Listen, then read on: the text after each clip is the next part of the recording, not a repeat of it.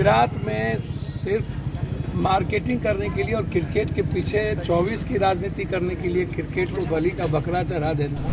Cricket आप हमको एक बात बताइए, आज तक जितना भी क्रिकेट का खेल हुआ, भारत को ये पता था कि पिच कौन सही है और कौन सही नहीं। 24-25 के लोकसभा चुनाव में क्या ख्याल है सर? देखिए, हम पहले भी कहे, अभी जो 3 तारीख को रिजल्ट आएगा 5 लोग विधानसभा का,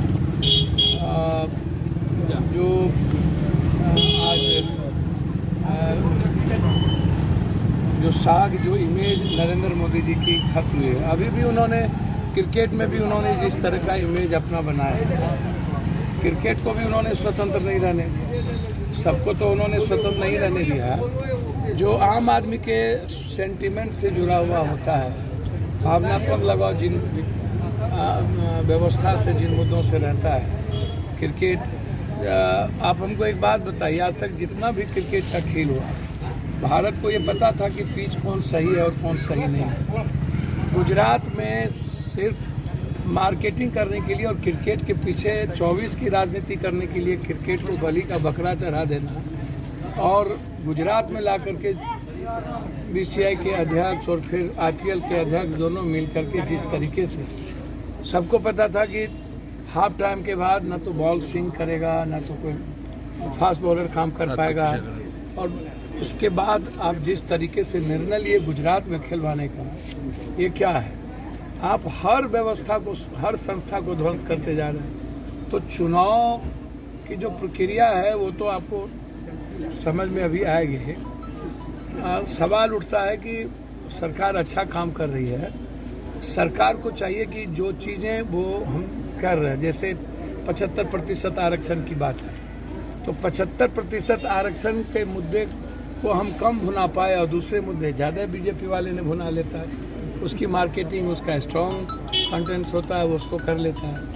हमने 1.25 लाख लोगों को, चाहे जिस परिस्थिति में, ये अलग है कि 40% बाहर के लोग भी नौकरी में आए, लेकिन हमको ये बताना होगा कि जो लोग 10 सालों से हैं और 2 करोड़ नौकरी की बात की, वो 10 सालों में 10 लाख नौकरी नहीं दे पाया।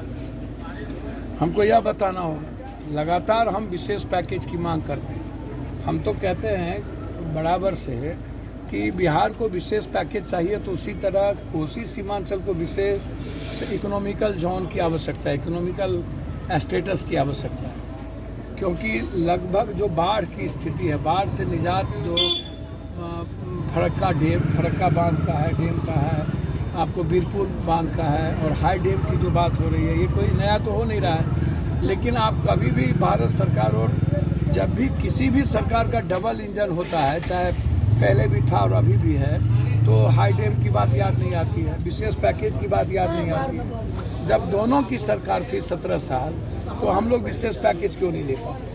इसके पहले भी बीपी सिंह की सरकार थी, देवे गौड़ा की सरकार थी, कांग्रेस और आरजेडी की सरकार थी। तो बिहार को विशेष पैकेज चाहिए ही चाहिए, किसी भी कीमत पर। यदि बिहार की तरक्की की बात होगी तो उसमें हम बिना किसी फैक्ट्री को लाए, बिना फैक्ट्री के निर्माण के, हमको तो सबसे पहले बंद पड़े फैक्ट्रियों को चालू करने की आवश्यकता है। और हमारे इलाके में जो मक्का है, मखान है, दूध है, ये जो फूड प्रोसेसिंग का जो इलाका है, आप लगभग देखिए सब बंद हो गया। जूट बंद हो गया, गन्ने का बंद हो गया, मिथिला का तीनों चीनी मिल बंद हो गया, पेपर मिल बंद हो गया, उठा के लेके चला गया। आपको दाल चीनी मिल बंद हो गया, आप सहरसा के मिल को बंद कर दी गई, बनमनखी मिल बंद हो गया। तो जब तक आप कोई पूंजी निवेश नहीं कीजिएगा, नया इंफ्रास्ट्रक्चर नहीं कीजिएगा, तब तक आप किसी भी बिहार, किसी भी राज्य और किसी भी इलाके की तरक्की संभव नहीं है। और हमारे यहाँ हम लगभग, मुझको लगता है कि 90-92% मखान हम लोग दुनिया को देते हैं, और डेनमार्क के बाद सबसे ज़्यादा मक्का हम लोग दुनिया को देते हैं, और दूध भी डेनमार्क के बाद सबसे ज़्यादा हम लोग देते हैं। हम लोग यहाँ उत्पादन होता है, और फूड प्रोसेसिंग में भी हम लोग नंबर 3 में हैं। तो हमारा जो इलाका है, बाढ़ से जिस दिन निजात मिल गया, तो हमारे किसान उसको आत्मनिर्भर बना करके, हम लोग यदि अच्छी फैक्ट्री दे देंगे तो काम कर सकते हैं। हमको उस पर लड़ाई लड़ने की जरूरत। हम हमेशा कहते हैं कि पूर्णिया के एयरपोर्ट को लेकर के, हम जयनगर के एयरपोर्ट को लेकर के बात करते रहे हैं, हमेशा इस बात पर चर्चा होती रही है। अब हमको लगता है कि जो लड़ाई आर पार हमने छेड़ा है पूर्णिया में, तो एयरपोर्ट तो चुनाव के पहले लेके रहे। इसी तरह पूर्णिया को उपराजधानी का, पूर्णिया को एक हाईकोर्ट बेंच का, सहरसा को एम्स का, तो जो हम लोगों को लग रहा है कि हम लोग को बृहद रूप से काम करने की ज़रूरत है, उस पर हम लगे हुए हैं। इसमें पूर्णिया भी, मधेपुरा भी, सहरसा भी, कटिहार भी, किशनगंज भी एक बड़ी रैली और बड़े वर्कर की साथियों की साथ समावेश बैठक में विचार हुआ कि हम लोग को बड़े लेवल पर काम करना होगा इस इलाके के विकास के लिए। फिर 2 तारीख को हम लोग सुपौल के गांधी मैदान में चाहते हैं कि एक व्यापक, सुपौल और अररिया बचा है तो कोसी सीमांचल के बाद मिथिला में शुरू करेंगे हम लोग। झंझारपुर, मधुबनी, दरभंगा, मुजफ्फरपुर, सीतामढ़ी और मोतिहारी। तो यदि हमारे साथ सरकार, यदि विशेष पैकेज चाहिए तो विशेष स्पेशल स्टेटस भी हमको चाहिए, बाढ़ से मुक्ति भी चाहिए, हर कीमत पर हाई डैम की भी बात हम लोग करते हैं। हम सबसे ज़्यादा गरीबी तो हम ही लोग का ना हो, सबसे ज़्यादा मजदूरी का पलायन तो हमारे तरफ से है, सबसे ज़्यादा अशिक्षित हम ही लोग हैं, सबसे ज़्यादा हालात जो खराब है, जो पर कैपिटा इनकम 6,000 कही है तो हमारा सबसे कम है। तो इस पर हम लोग कभी बात ही नहीं करते हैं। तो इसीलिए लगातार लड़ाई, और जहाँ तक घूमने का सवाल है तो आज़ाद हिंदुस्तान के बाद जितना भगवान ने घुमा होगा उतना हम घूम चुके हैं इस देश में। कोई नई बात तो है नहीं सर। 2024-25 का चुनाव अपने पार्टी पर लड़ेंगे या गठबंधन के साथ? निश्चित अपने पार्टी के छोर किसी की बैनर के तहत चुनाव नहीं होगी। गठबंधन जिससे होगा, जिसको करना होगा करेगा, नहीं करना होगा।